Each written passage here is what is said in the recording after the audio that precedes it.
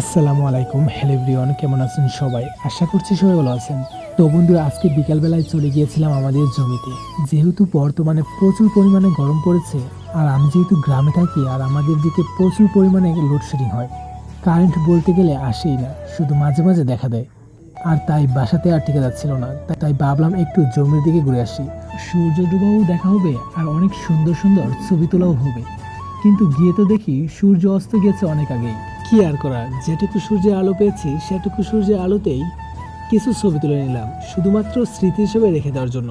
আমার তো গুদুলি বিকেল প্রচুর পরিমাণে ভালো লাগে। আর আজকে বিকালে একলা একলা বসে কত কিছুই না ভাবতেছিলাম। আসলে মাঝে মাঝে নিজেকে সময় দেওয়া প্রয়োজন। মাঝে মাঝে সকল ভিড় থেকে বের হয়ে নিজেকে সময় দেওয়া প্রয়োজন। নিজেকে নিয়ে চিন্তা করা প্রয়োজন। একা থাকার সময় নিজের মধ্যে একটা প্রশান্তি আসবে, যা অন্য সময়টাই পাবেন না। তো বন্ধুরা, আজকের ভিডিওটি এই পর্যন্ত। সবাই ভালো থাকবেন, সুস্থ থাকবেন। ধন্যবাদ।